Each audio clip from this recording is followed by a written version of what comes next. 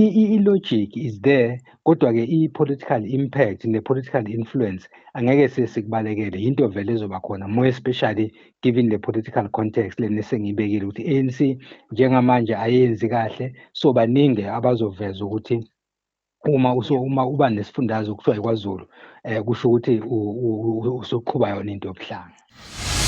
Politics, justice, umnotho, emphakathini. The stories that matter, wrapped up for you every week. This is the Gagasi FM News Wrap, hosted by Siphumelele Zondi.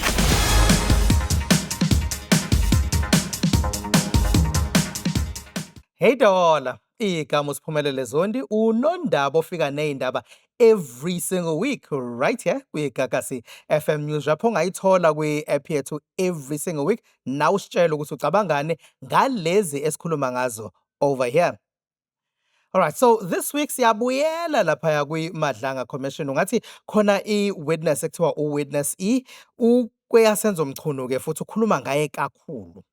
Bese kuba uJacinta Ngobese Zuma we-March and March, and uthe akayihambise emaphoyiseni. Kwase kuba naleya altercation eyenzekile phakathi kwa Robert Nejewunda ukhulumela amaphoyisa ukuthi akasikhulumi ngani isiZulu. SikweZulu, is it Natal? Is it KwaZulu? Siyibiza ngani? Ikhona naleyo. A new witness took to the stand. It's Witness E. That's how we know Witness E as. And ukhuluma ngoSenzo Mchunu, uyasho ukuthi Witness E, sometimes he goes undercover, kodwa ngathi there's some meddling that he's had to deal with. From now, police minister, suspended police minister, we don't know what the case is. But uyasho ukuthi uSenzo Mchunu, let's see some of that taking place at the Madlanga Commission. Minister Mchunu called me again through a WhatsApp call with his cell phone number now. And he asked me if I have finished with the statement. Furthermore, the Minister Mchunu indicated that the due date or the deadline for the statement is now Thursday, 11 December 2025, which is the following day now. And he said it's no longer Friday, the 12th. And he even gave me the time that it must be submitted before 12. On this call, the minister indicated that should I finish writing the statement, I will be very free for the rest of my life. But he said it in Zulu. He said, one daughter, moke wanginika le statement uzoba happy impilo yakho yonke uzojabula kakhulu impilo yakho yonke. That's how he said it. My response to the minister was that I have not yet finished this, with the statement. He then indicated that I should then draft the statement the following day, and that when I'm finished with the statement, I should discuss the statement with him so that he will tell me what to add or to remove before I can print, sign, and send. He further informed me that Lindo Mthembu, with the cell phone number that he was using before, resides with him. They live together in one house. Therefore, I can call at any time, even at 12 midnight, if I want some comments in that statement. I can reach him through Lindo Mthembu. Further to that, the minister indicated that the statement should be finalized before 12 midday on Thursday, 11 December 2025. Yeah, and the calls are mounting for Senzo Mchunu ukuthi maybe he needs to decide for himself ukuthi uyehla esikhundleni ahlale phansi, resign perhaps, because there's been a lot of mention ngokuba involved kwakhe kwizinto eziningi ezenzekile ongazuthi izinto ezinobugebengu obuningi kakhulu. La kuyashiwo ukuthi ungathi wayefuna ukwazi na ngomagaqa lapha eMzimkhulu esaziyo ukuthi wabulawa eMzimkhulu, but it seems like every single witness evelayo la ikhuluma ngaye uSenzo Mchunu bese ke yena eyaphika noma eyazivikela ushilo ukuthi he's going to come back and testify at some point. But maybe, as calls are saying, what if you just step aside and allow this process to take place ungekho wena Senzo Mchunu? We don't know if that's what will be happening. But ushilo ukuthi usafuna ukuphinde akhulume to answer to this now new allegations.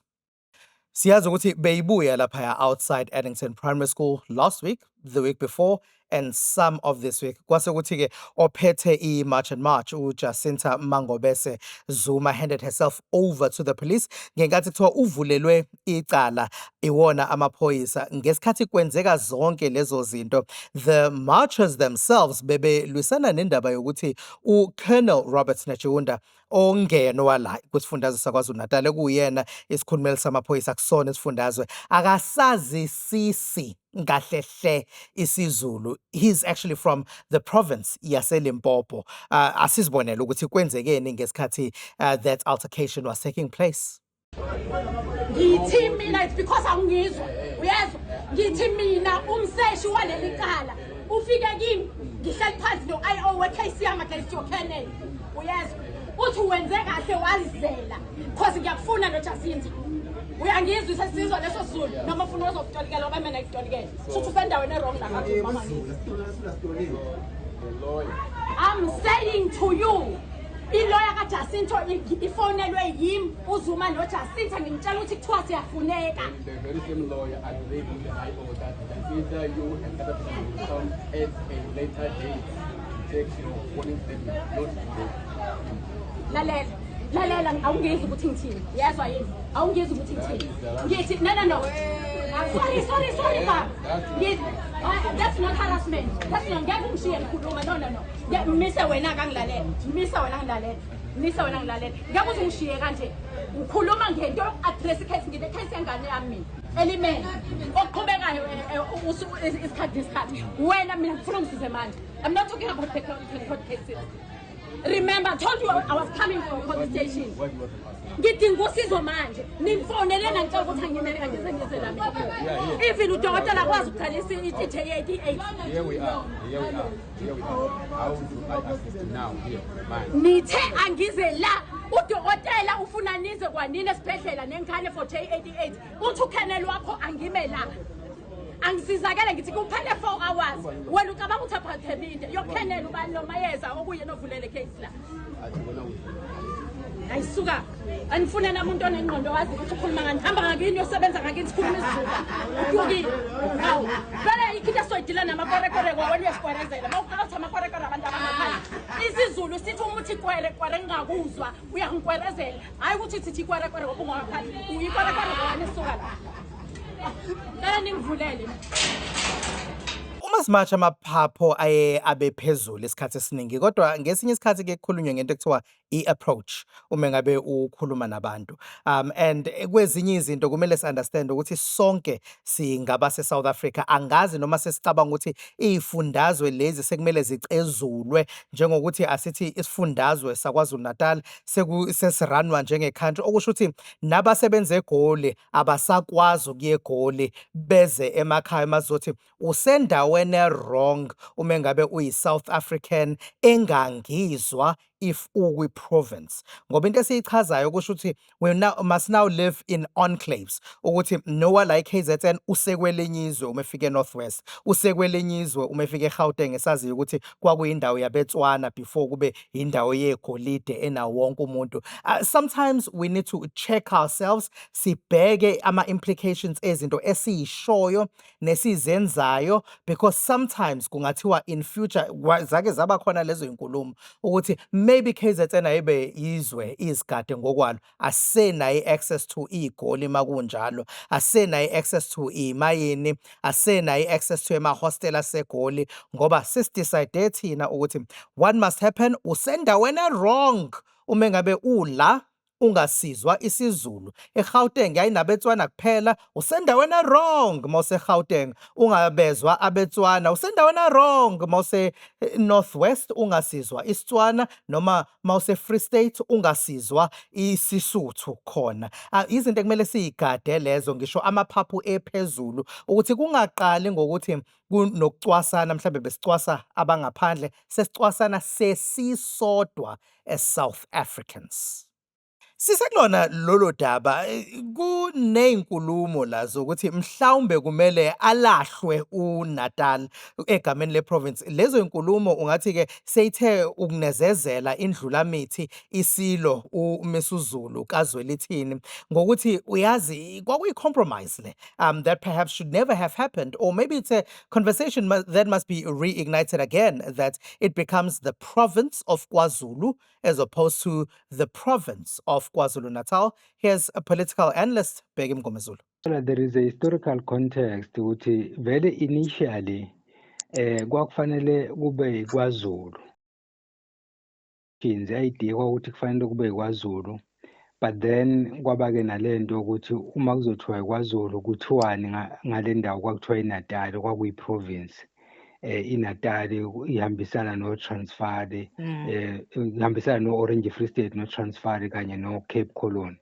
Then-ke kwabe sekuthiwa as a compromise akuvele kuhlanganiswe-ke kube kwaZulu Natal ngoba abaseNatal babengafuna ukizwa indaba kwaZulu, abakwaZulu bengafuna ukizwa seNatal. So-ke kwabe sekuthiwa is a compromise akuthiwe kwaZulu Natal. So-ke ngiyacabanga ukuthi yinto ebivele ikhona sonke lesi sikhathi ukuthi-ke kodwa bengakafiki lapho khona kuvezwa imibono ukuthi ayishintshwe yonke le nto kuvele nje kube kwaZulu. Okuzofanele-ke kucacise ukuthi uma kuthiwa kwaZulu kuzothiwani ngale ngxenye le engena iNatal, noma kuzovele kuthiwa kwaZulu yonke then uasusa uNatal totally. Okusho ukuthi-ke kuyofanele kube yi-process-ke ekofanele ukuthi abantu laba abafola under i-previous Natal ne-previous KwaZulu babe nombono ofanayo bese kuthathwa isinqumo-ke.